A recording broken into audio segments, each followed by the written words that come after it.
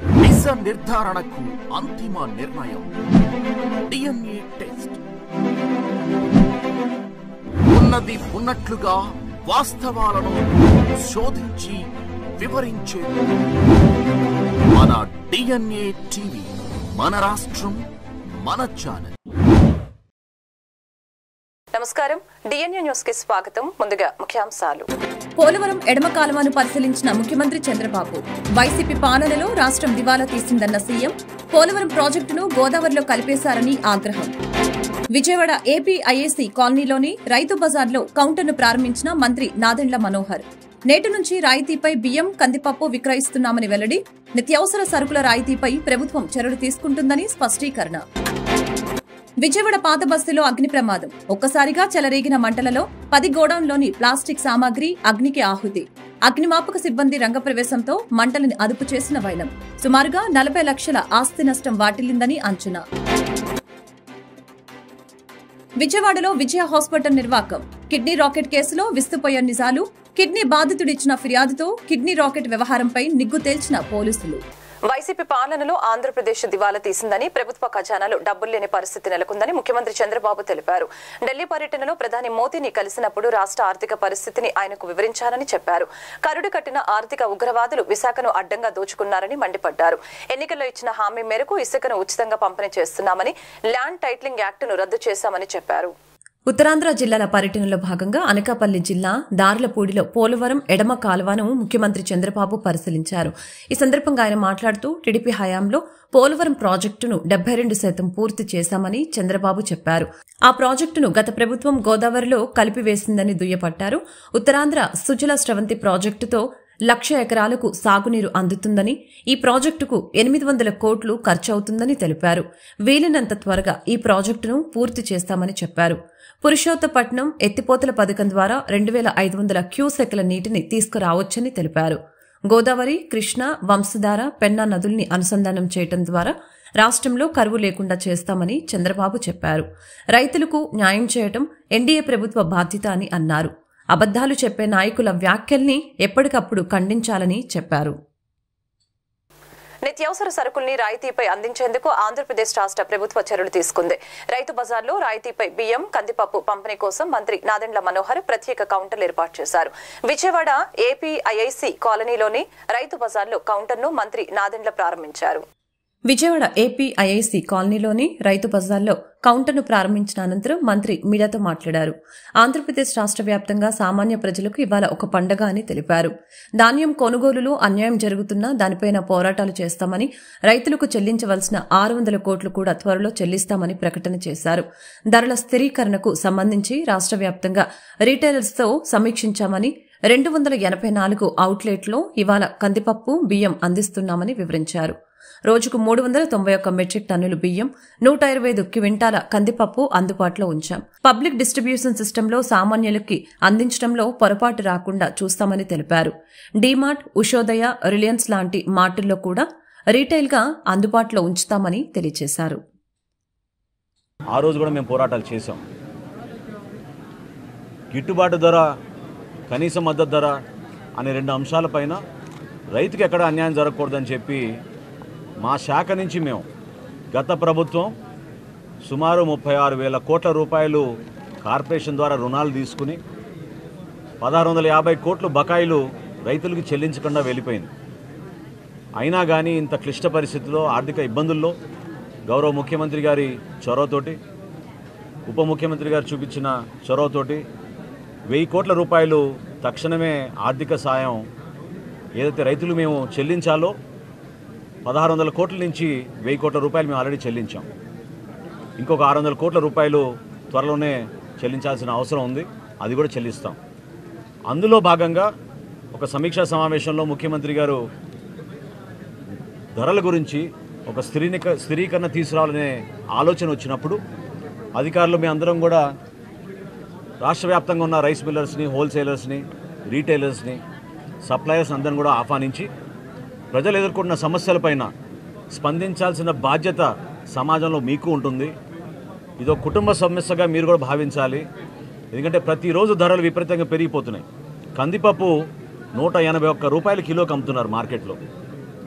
సామాన్యులు పాపం చాలా ఇబ్బంది పడుతున్నారు. వాటి గురించి చర్చించినప్పుడు వాళ్ళందరూ కూడా పెద్ద మనసుతోటి రాష్ట్ర వ్యాప్తంగా ఒకే ధర అందించాలనే ఒక ఆలోచనతో ఒక 4 రోజులు కసరత్తు చేసి మా అధికారులంతా ఈ రోజున సుమారు 284 అవుట్లెట్లలో ఈరోజు కందిపప్పు ప్రతి వినియోగదారుడికి కేవలం 160 రూపాయలు కిలో చొప్పున అందిస్తున్నాం. అదేవిధంగా సూపర్ ఫైన్ రైస్ క్వాలిటీ 49 రూపాయలు కోటి, 48 రూపాయలు కోటి. ఆ రైస్ కూడా ప్రతి ఒక్కరికి అందుబాటులో ఉంచేటట్టు రోజుకి 391 క్వింటాళ్ళు మెట్రిక్ టన్నులు దాదాపు మాకు ఉన్న స్టాక్ని మేము బేస్ చేసుకుని రాష్ట్ర వ్యాప్తంగా ఈ రోజున 125 క్వింటాళ్ళ కందిపప్పు ప్రతిరోజు అందుబాటులో ఉంచేటట్టు మేము ఒక నిర్ణయం తీసుకుని వినియోగదారులకు అందిస్తున్నాం. వీటితో పాటు మేము రాబోయే రోజుల్లో ఖచ్చితంగా వీళ్ళందరికీ కూడా పంచదార కానివ్వండి, కందిపప్పు కానివ్వండి, రాగి కానివ్వండి, మిల్లెట్స్ కానివ్వండి, ఇవి పంపిణీ చేయాలని ఒక ప్రణాళిక సిద్ధం చేసుకుంటున్నాం.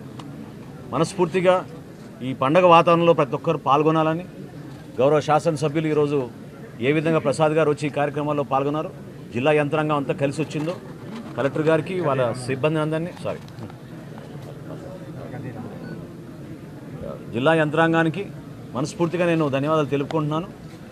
ఈ కార్యక్రమాల్లో పాల్గొనాల్సిన బాధ్యత మనకు ఎందుకు ఉందంటే రైతు బజారుల్లో ఈ పంపిణీ చేస్తున్నప్పుడు మనందరం కూడా ప్రజాప్రతినిధులుగా ప్రజలకి అర్థమయ్యే విధంగా, తెలిసే విధంగా అందరూ కూడా ఈ సౌకర్యాన్ని ఉపయోగించుకునే విధంగా ముందుకు రావాలి. సో ఈ కార్యక్రమాల్లో పాల్గొని విజయవంతం చేసినందుకు, మమ్మల్ని ఆహ్వానించినందుకు పెద్దలు గద్దె రామ్మోహన్ గారికి, అదేవిధంగా ఇక్కడ ఉన్న పార్టీ నాయకులందరికీ కూడా మనస్ఫూర్తిగా నేను ధన్యవాదాలు తెలుపుకుంటున్నాను. భవిష్యత్తులో మేము చేయబోయే కార్యక్రమాల్లో రైతుకి ఖచ్చితంగా న్యాయం జరుగుతుంది, వినియోగదారుడికి కూడా అదేవిధంగా సరైన ధరల్లో నాణ్యమైన సరఫరా చేసే విధంగా సరుకులన్నీ కూడా మేము అందిస్తాం. దీంతో పాటు మేము రాష్ట్ర వ్యాప్తంగా ఎక్కడ కూడా పొరపాటు జరగకుండా మా పబ్లిక్ డిస్ట్రిబ్యూషన్ సిస్టంలో సామాన్యులకి అందించాల్సిన రైస్ని ఎక్కడ కూడా పొరపాటు జరగకుండా, అవకతవకలు జరగకుండా అందించే బాధ్యత కూడా మేము తీసుకుని అన్ని ప్రాంతాల్లో మేము దాడులు చేసుకుంటూ ఎక్కడ కూడా పొరపాటు లేకుండా మిల్లర్స్ అందరినీ కూడా సహకరించమని నేను కోరడం జరిగింది. దానికి వాళ్ళు మనస్ఫూర్తిగా ముందుకొచ్చారు. సో ఆ విషయం కూడా మీ అందరితో కూడా ప్రస్తావిస్తూ మేము గతంలో చేపట్టిన కార్యక్రమాలన్నింటినీ కూడా కేవలం ప్రజల కోసం మా ప్రభుత్వం గౌరవ చంద్రబాబు నాయుడు గారి నాయకత్వంలో ఖచ్చితంగా సంక్షేమ ప్రభుత్వంగా పేదలకి అందుబాటులో ఉండేటట్టు ఒక పండుగ వాతావరణం తీసుకొచ్చే విధంగా మేము ముందుకెళ్తున్నాం. దానికి మీరు అందరూ కూడా సహకరించమని మనస్ఫూర్తిగా కోరుకుంటున్నాను. సార్, ఇంకా ఈ నంబర్స్ ఏమైనా పెరుగుతాయా? స్టాల్స్ నంబర్స్ పెరుగుతాయి అంటే మొదటి రోజు కదండి, ఈ రోజు ఉన్న స్పందన చూసి ప్రతి ఒక్కరు కూడా చాలా ఆశ్చర్యపోతున్నారు. ఇప్పుడే నేను ఎమ్మెల్యే గారితో కూడా నేను మాట్లాడినప్పుడు అదే అన్నాను, రైతు బజార్లో ఈ విధంగా స్పందించడం అనేది చాలా గొప్ప విషయం. 284 అవుట్లెట్లు ఈరోజు ప్రారంభించాం. ఇది కేవలం రైతు బజార్లే కాదు, మన రాష్ట్రంలో ఉన్న హోల్సేలర్స్ అందరూ కూడా, రీటైలర్స్ అందరూ కూడా ఇదే ధరకు అమ్మాలనే ఒక నిర్ణయానికి వచ్చాం. సో పెద్ద పెద్ద రీటైలర్స్ డీమార్ట్ కానీ, రిలయన్స్ కానీ, ఉషోదయ కానీ ఇవన్నీ ఏవైతే ఉన్నాయో సూపర్ బజార్లు, వాటన్నింటిలో కూడా ఇదే ధరకి 160 రూపాయలకే కందిపప్పు సామాన్యులకు అందించే విధంగా చర్యలు తీసుకున్నాం.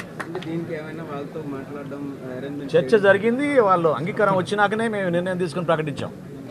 భాస్కర్రావు గారు, గుమ్మడి వెంకటేశ్వర గారు ఉన్నారు.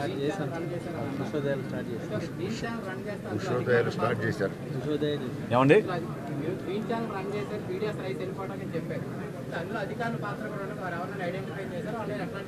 ఒక్క కాకినాడలోనే రాష్ట్ర ఆర్థిక మంత్రిగా పయ్యావుల కేశవ్ బాధ్యతలు స్వీకరించారు. స్థానిక సంస్థలకు మొదటి విడతగా 15వ ఆర్థిక సంఘం నిధుల్ని 250 కోట్లు విడుదల చేస్తూ పయ్యావుల తన మొదటి సంతకం చేశారు.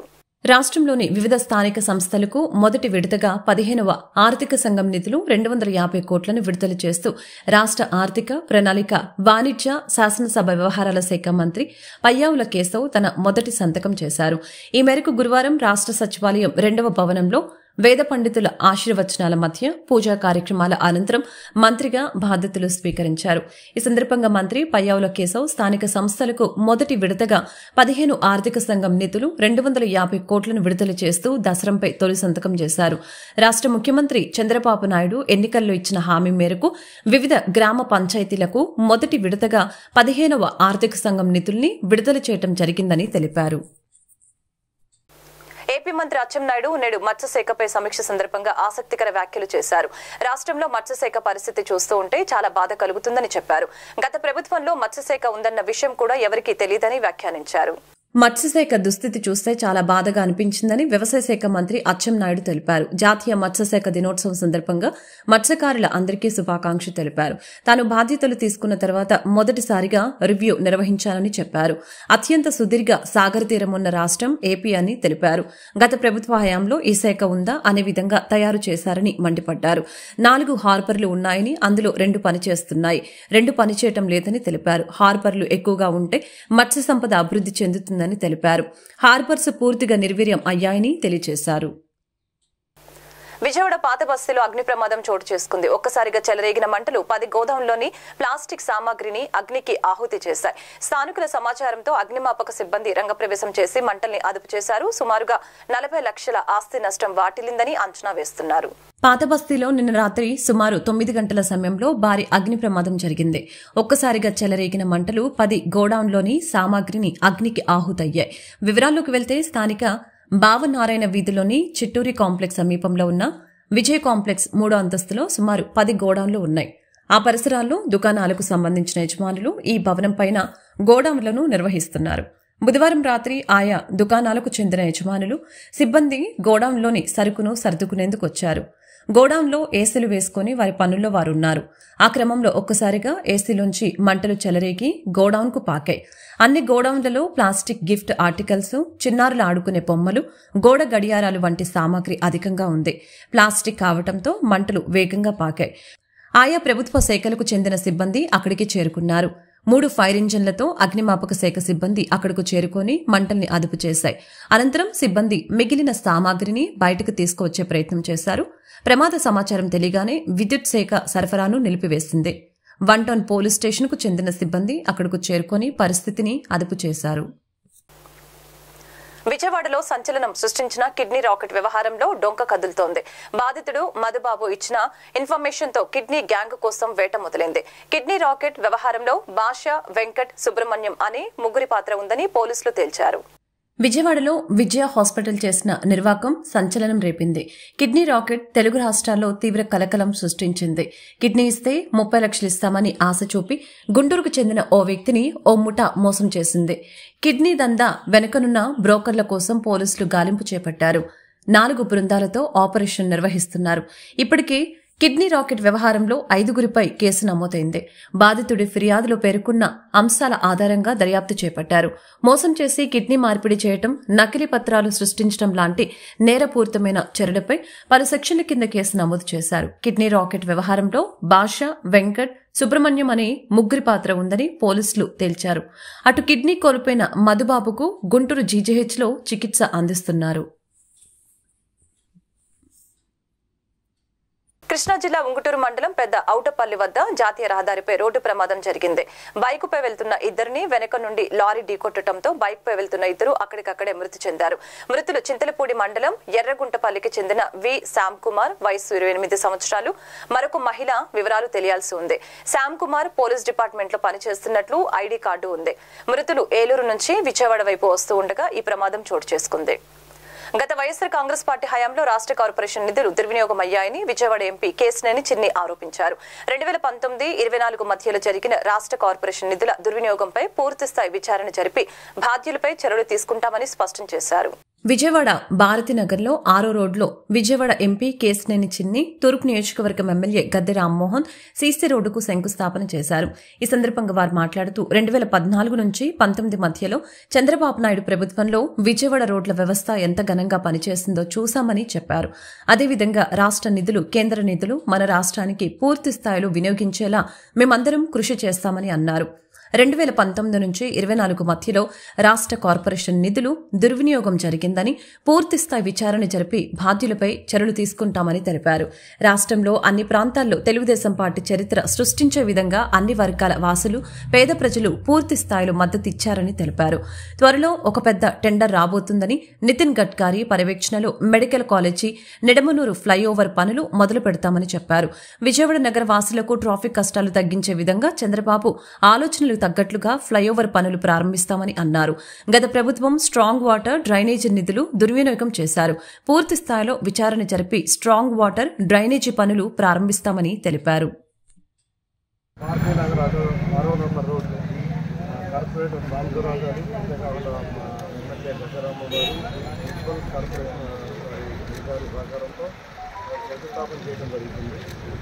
మనం చూసాం 2014 నుంచి 2019 వరకు విజయవాడ నగరపాలక సంస్థలో నిధులు మిగలాలని చంద్రబాబు నాయుడు గారు ఆ రోజు చేసిన కార్యక్రమాల వల్లే నిధులు బడ్జెట్ వచ్చింది. తప్పకుండా మనం 2014 నుంచి 2019 వరకు విజయవాడ నగరపాలక సంస్థ ఎంత బ్రహ్మాండంగా పనిచేసి ఎన్ని రోడ్లు వేసిందో మనందరం చూసాం. అదేవిధంగా మళ్ళీ ఇప్పుడు నిధులు లేని రాష్ట్రం అయినా కూడా కేంద్ర నిధులు వచ్చినట్టు కేంద్ర నిధులు కానీ అంతేకాకుండా వాళ్ళ కార్పొరేషన్ ద్వారా మనం భారీగా ఆదాయాన్ని రాబట్టుకునే విధాలుగా మేము అందరం కలిసికట్టుగా కూర్చొని ఆలోచిస్తాం. ఎందుకంటే 2019 నుంచి 2023 వరకు కార్పొరేషన్లో మొత్తం నిధులు దుర్వినియోగం జరిగింది. దాని మీద కూడా విచారణ జరగాలి. అది కూడా మేము కోరుతున్నాం. తప్పకుండా విచారణ చేపిస్తాం. ఆ కార్పొరేటర్లు అందరూ కూడా దాని మీద చేయాలని అందరూ కోరుతున్నారు. కాబట్టి మేము అందరం ప్రభుత్వానికి నిధులు దుర్వినియోగం కాకుండా, ఎందుకంటే ఈ ప్రాంతం ఆ ప్రాంతం అని కాదు, మేమందరం కూడా భారీ మెజారిటీతో ఎన్ని రోజుల నుంచి కొన్ని చరిత్రను సృష్టించాం. ఈసారి అన్ని ప్రాంతాల అభివృద్ధికి మేము కష్టపడి ఉన్నాం. తప్పకుండా అన్ని ప్రాంత వాసులు, అన్ని వర్గ వాసులు తెలుగుదేశానికి ఘన విజయం అందించారు. ఈ ఘన విజయంలో చంద్రబాబు నాయుడు గారు ఒకటే చెప్తున్నారు, మీరు ఎంత సేవ చేస్తే మనం అంత చేస్తాం. మనం పోరాటం చేసాం వారి కోసం. ఇప్పుడు మనం వాళ్ళకి చేసే కార్యక్రమాల్లో చేయూతనివ్వండి మా అందరికీ ఎప్పటికప్పుడు చెప్తున్నారు. అంతేకాకుండా సర్వీస్ రోడ్డు, ఈ సర్వీస్ రోడ్డే కాకుండా త్వరలో టెండర్కి రాబోతుంది ఇక్కడ ఒక ఫ్లైఓవరు. మెడికల్ కాలేజీ నుంచి నిడమానూరు దాకా ఫ్లైఓవరు మన చంద్రబాబు నాయుడు గారి పర్యటనలో కూడా ఆ రోజు నితిన్ గడ్కరీ గారు సూత్రప్రాయంగా అంగీకరించడం జరిగింది.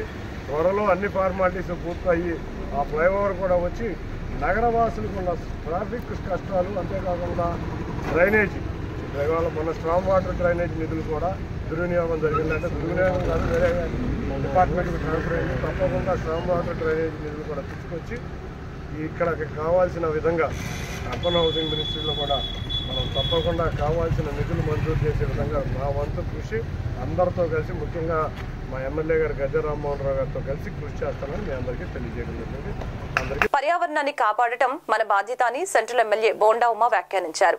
ప్రతి ఇంటికి ఒక మొక్క ఉండాలి అనే ఉద్దేశంతో నేటి నుంచి మొక్కలు నాటే కార్యక్రమాన్ని చేపట్టామని తెలిపారు.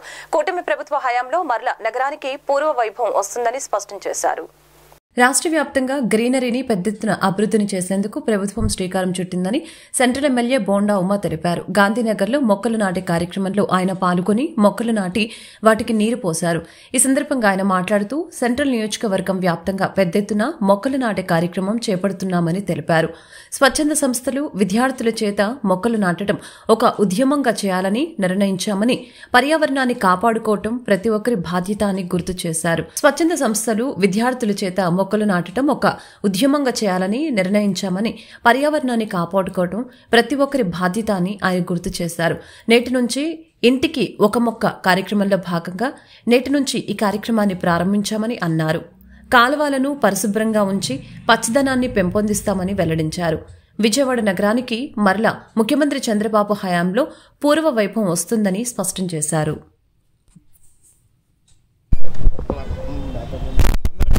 నమస్కారం. ఈరోజు ఈ రాష్ట్ర ముఖ్యమంత్రి చంద్రబాబు గారి ఆదేశాల మేరకు రాష్ట్రం మొత్తం కూడా గ్రీనరీని పెద్ద ఎత్తున అభివృద్ధి చేసేదానికి కొండల మీద నుంచి, బంజరు భూముల నుంచి, కాలవొడ్ల నుంచి అన్ని చోట్ల పార్కుల్లో అన్ని చోట్ల కూడా హార్టికల్చర్ డిపార్ట్మెంట్ ద్వారా అలాగే సంబంధిత అధికారులందరూ కూడా పెద్ద ఎత్తున మొక్కల పెంపకాన్ని, మొక్కల నాటనాన్ని మొదలు పెట్టడం జరిగింది. దీన్ని స్వచ్ఛంద సంస్థలైనటువంటి రోటరీ క్లబ్ కానీ, లయన్స్ క్లబ్బు, వాసవి క్లబ్స్, ప్రతి government school, private schools, colleges వాళ్ళు కూడా స్ఫూర్తిగా తీసుకొని ప్రతి ఒక్కళ్ళు కూడా వాళ్ళ విద్యార్థుల చేత వాళ్ళ ఇంట్లో ఒక మొక్క, వాళ్ళు వెళ్ళే దారిలో ఒక మొక్క, ప్రతి విద్యార్థి ప్రతి వ్యక్తి ఒక మొక్క నాటితే ఆ రాష్ట్రంలో 5 కోట్ల మొక్కలు నాటడానికి సులువు అవుతుంది. మొక్కలు నాటడం అనేది ఎంత అత్యవసరం అంటే ఇవాళ పర్యావరణంలోని కార్బోహైడ్రేట్స్ని పీల్చుకొని ఆక్సిజన్ ఇచ్చేది మొక్క. అంటే మనకి ప్రాణవాయువునిచ్చే మొక్కని మనం నాటాల్సిన అవసరం ఉంది, దాన్ని రక్షించాల్సిన అవసరం ఉంది. దానికి కొంచెం నీళ్లు పెట్టి కొంచెం పెద్దదయ్యే వరకు మన బిడ్డలాగా చూసుకోవాల్సిన అవసరం అందరికీ కూడా ఉంది. దీన్ని అమలు చేయటమే పెద్ద ఎత్తున చంద్రబాబు నాయుడు గారు కార్యక్రమం తీసుకోబోతా ఉన్నారు. రాష్ట్రం మొత్తం అమలు చేస్తారు. ఇవాళ విజయవాడ సెంట్రల్ నియోజకవర్గంలో మా కార్పొరేషన్ అధికారులు మరి మేము ప్రభుత్వ సంక్షేమ హాస్టళ్లలో ఉన్న సమస్యలన్నీ ప్రభుత్వం పరిష్కరించాలని ఏఏఎస్ఎఫ్ రాష్ట్ర అధ్యక్షులు జాన్సన్ బాబు కోరారు. గత ప్రభుత్వం అవలంబించిన విద్యా వ్యతిరేక విధానాల కారణంగా ఈ సమస్య వచ్చిందని తెలిపారు. ఈ ప్రభుత్వం సమస్యని పరిష్కరించకుంటే ఆగస్టు 6 నుంచి అన్ని జిల్లాల కలెక్టరేట్ల వద్ద నిరసనకు దిగుతామని హెచ్చరించారు. ఈ నెల 8, 9, 10వ తేదీల్లో కాకినాడలో జరిగిన రాష్ట్ర స్థాయి విద్యా వైజ్ఞానిక శిక్షణ తరగతులు ఘనంగా నిర్వహించామని ఏఏఎస్ఎఫ్ రాష్ట్ర అధ్యక్షులు జాన్సన్ బాబు తెలిపారు. దాసరి భవన్లో ఈ మేరకు విలేకరుల సమావేశంలో ఆయన మాట్లాడారు. రాష్ట్ర వ్యాప్తంగా ఉన్న సమస్యలపై చర్చించడం జరిగిందని తెలిపారు. విద్యా వ్యవస్థలో ప్రధాన సమస్య సంక్షేమ వసతి గృహాల్లో వసతులు కరువయ్యాయని చెప్పారు. గత 5 ఏళ్లు అవలంబించిన విద్యా వ్యతిరేక విధానాల కారణంగా ఈ సమస్యలు వచ్చాయని వాపోయారు. ఇప్పుడు కొత్తగా వచ్చిన ప్రభుత్వమైనా ఈ సమస్యలపై పరిష్కారం చూపాలని కోరారు. శిథిలావస్థలో ఉన్న బిల్డింగ్లకు మరమ్మతులు చేయాలని వెల్లడించారు. సమస్యల పరిష్కారం కాకుంటే ఆగస్టు 6 నుంచి జిల్లాల కలెక్టరేట్ల వద్ద నిరసనకి దిగుతామని హెచ్చరించారు. నా పేరు వి జాన్సన్ బాబు, ఏఐఎస్ఎఫ్ రాష్ట్ర అధ్యక్షులు. మరి 3 రోజుల పాటు కాకినాడలో 8, 9, 10వ తారీఖు వరకు రాష్ట్ర స్థాయి విద్యా వైజ్ఞానిక రాజకీయ శిక్షణా తరగతులు ఘనంగా నిర్వహించుకోవడం జరిగింది. ఆ తరగతిలో రాష్ట్ర వ్యాప్తంగా ఉన్నటువంటి సమస్యలను చర్చించడం కూడా జరిగింది, తీర్మానాలు పెట్టుకోవడం జరిగింది. ప్రధానంగా ఈ రాష్ట్రంలో ఉన్నటువంటి బీసీ, ఎస్సీ, ఎస్టీ, మైనార్టీ సంక్షేమ వసతి గృహాల్లో విద్యార్థులకు మౌలిక సదుపాయాలు కరువయ్యాయి. దాదాపుగా 7 సంవత్సరాలుగా గత అధికారంలో ఉన్నటువంటి గతంలో జగన్మోహన్ రెడ్డి మరి అవలంబించినటువంటి ఏవైతే విద్యా వ్యతిరేక విధానాలు ఉన్నాయో వాటిలో ప్రధానంగా హాస్టల్స్కి సంబంధించి SC, ST, BC, minority hostels సంబంధించి మెస్ బిల్లులు విడుదల చేయాలి, కాస్మెటిక్ ఛార్జీలు విడుదల చేయాలి. మరి అదేవిధంగా ట్రంకు పెట్లు, దుప్పట్లు విద్యార్థులకు వెంటనే పంపిణీ చేయాలి. శిథిలా వ్యవస్థలో ఉన్నటువంటి భవనాలను మరమ్మతులు చేయించాలి. గతంలో నాడు నేడు పథకం కింద హాస్టల్స్ అన్నీ వర్తింపజేస్తామని చెప్పాడు, కానీ ఎక్కడా కూడా ఒక్క హాస్టల్ కూడా మరమ్మతులు చేయించలేదు. కాబట్టి ఇదే కొత్త ప్రభుత్వం మరి రావడం జరిగింది. వెంటనే ప్రభుత్వం చర్యలు చేపట్టాలని చెప్పేసి మేము ప్రధానంగా విజ్ఞప్తి చేస్తూ ఉన్నాం. అదేవిధంగా ఈ నెల 20వ తారీఖు నుండి ఈ హాస్టల్ సమస్యలపైన 30వ తారీఖు వరకు కూడా హాస్టల్ సందర్శిస్తున్నాం రాష్ట్ర వ్యాప్తంగా. మరి అదేవిధంగా హాస్టల్లో నిద్రిస్తున్నాం. విద్యార్థులతో ముఖాముఖి సమావేశాలు నిర్వహించుకుంటా ఉన్నాం. ఈ సమావేశాల్లో విద్యార్థులతో ముఖాముఖి అయిన తర్వాత ఆగస్టు 6వ తారీఖున 26 జిల్లాల కలెక్టరేట్ల దగ్గర మరి నిరసన కార్యక్రమానికి పిలుపునిస్తూ ఉన్నాం. అదేవిధంగా ఏదైతే గురుకులాల్లో సీట్లు సంబంధించి కూడా రాష్ట్ర వ్యాప్తంగా సీట్లు పెంచాలి. తర్వాత కస్తూర్బా స్కూల్స్, మోడల్ స్కూల్స్లో కూడా విద్యార్థులకు సీట్లు పెంచాలి. కస్తూర్బా స్కూల్స్లో 6వ క్లాస్ నుంచి 10వ తరగతి వరకు మొత్తంగా అక్కడే హాస్టల్, అక్కడే స్కూల్ ఉంటుంది కాబట్టి కేవలం 200 మంది మాత్రమే అడ్మిషన్స్ చేసుకోవడానికి రాష్ట్ర వ్యాప్తంగా అవకాశం ఉంది. అట్లా కాకోకుండా కస్తూర్బా స్కూల్లో శాతం పెంచాలి, మోడల్ స్కూల్స్లో సెక్షన్స్ పెంచాలి. అదే మన ప్రధానంగా గురుకులాల్లో కూడా పెంచాలని చెప్పేసి కూడా దీంట్లో చేర్చుకోవడం జరిగింది.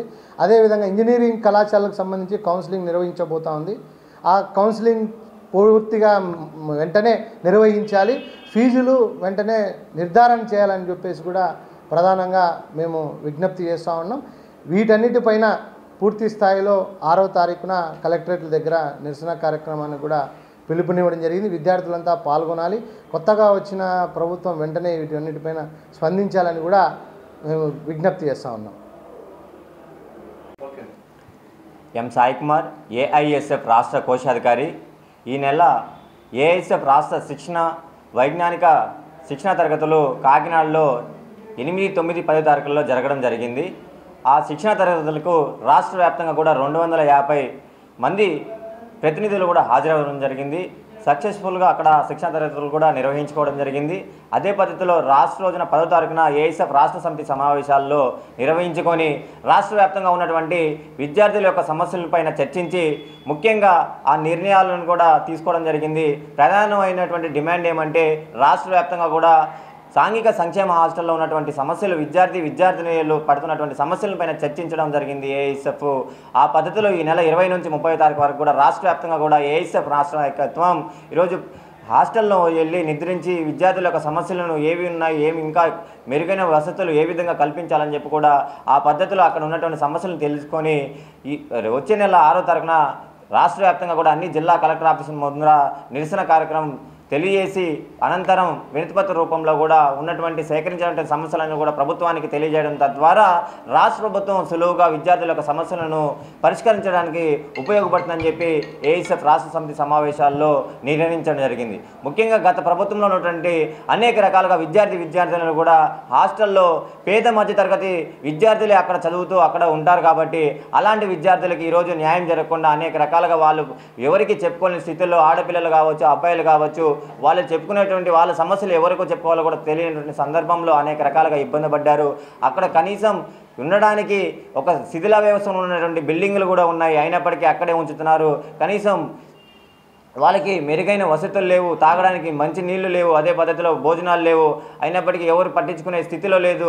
విద్యార్థులు అనేక రకాలుగా మేము కూడా రాష్ట్ర వ్యాప్తంగా కూడా నిరసన కార్యక్రమాలు చేపట్టాము. అదే పద్ధతిలో గత సంవత్సరం కూడా గత ప్రభుత్వంలో ఉన్నటువంటి జగన్మోహన్ రెడ్డి ప్రభుత్వంలో కూడా మేము రాష్ట్ర వ్యాప్తంగా కూడా హాస్టల్ నిధులు చేసి ఆ సమస్యలని వినతిపత్రం రూపంలో కూడా కలెక్టర్ గారికి తెలియజేయడం జరిగింది. అయినప్పటికీ కూడా దున్నపోత పైన వర్షం కురిచినట్టే గత ప్రభుత్వం వహించింది. కానీ విద్యార్థుల యొక్క సమస్యలు ఎక్కడ కూడా రాష్ట్ర వ్యాప్తంగా కూడా ఒక సమస్య కూడా సాంఘిక సంక్షేమ హాస్టల్లో నెలకొంటున్నటువంటి సమస్యలు ఒక్కటి కూడా పరిష్కరించినటువంటి పద్ధతిలో ఎక్కడ కూడా లేదు. కాబట్టి ఈ ప్రభుత్వం నూతనంగా ఎన్నికైనటువంటి ఇప్పుడున్నటువంటి ఎన్డీఏ కూటమి విద్యారంగం సమస్యలను పరిష్కరిస్తాం, ఏమున్నా కూడా మీరు మాకు వెంటనే తెలియజేయండి అని చెప్పి కూడా నారా లోకేష్ గారు కూడా తెలియజేయడం జరిగింది.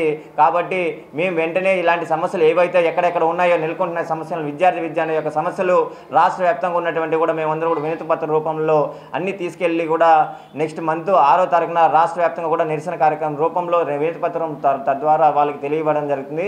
వెంటనే రాష్ట్ర ప్రభుత్వం కూడా ఆలోచించి ఎక్కడ ఈ సమస్యలన్నీ కూడా ఏఐఎస్ఎఫ్ నాయకత్వం విద్యార్థులు పడుతున్న సమస్యలను కూడా మెన్షన్ చేసి ఆ సమస్యలు వెంటనే పరిష్కరించే వైపుగా సహకరించాలని చెప్పి కూడా ఈ సందర్భంగా కోరుతున్నాం. వెంటనే అదే పద్ధతిలో ఇంజనీరింగ్ చదువుతున్నటువంటి విద్యార్థులు ఇంజనీరింగ్ కళాశాలలో ఈరోజు వార్తలు ముగించే ముందు ముఖ్యాంశాలు మరొకసారి. పోలవరం ఎడమ కాలువను పరిశీలించిన ముఖ్యమంత్రి చంద్రబాబు. వైసీపీ పాలనలో రాష్ట్రం దివాలా తీసిందన్న సీఎం. పోలవరం ప్రాజెక్టును గోదావరిలో కలిపేశారని ఆగ్రహం. విజయవాడ ఏపీఐఏసీ కాలనీలోని రైతు బజార్లో కౌంటర్ను ప్రారంభించిన మంత్రి నాదెండ్ల మనోహర్. నేటి నుంచి రాయితీపై బియ్యం, కందిపప్పు విక్రయిస్తున్నామని వెల్లడి. నిత్యావసర సరుకుల రాయితీపై ప్రభుత్వం చర్యలు తీసుకుంటుందని స్పష్టీకరణ. విజయవాడ పాత బస్తీలో అగ్ని ప్రమాదం. ఒక్కసారిగా చెలరేగిన మంటలలో 10 గోడౌన్లోని ప్లాస్టిక్ సామాగ్రి అగ్నికి ఆహుతి. అగ్నిమాపక సిబ్బంది రంగప్రవేశంతో మంటలను అదుపు చేసిన వైనం. సుమారుగా 40 లక్షల ఆస్తి నష్టం వాటిల్లిందని అంచనా. విజయవాడలో విజయ హాస్పిటల్ నిర్వాకం. కిడ్నీ రాకెట్ కేసులో విస్తుపోయే నిజాలు. కిడ్నీ బాధితుడిచ్చిన ఫిర్యాదుతో కిడ్నీ రాకెట్ వ్యవహారంపై నిగ్గు తేల్చిన పోలీసులు. ఈ వార్తలు ఇంతటితో సమాప్తం. మరొక బులెటిన్లో మళ్ళీ కలుద్దాం. నమస్కారం. నిజ నిర్ధారణకు అంతిమ నిర్ణయం డిఎన్ఏ టెస్ట్.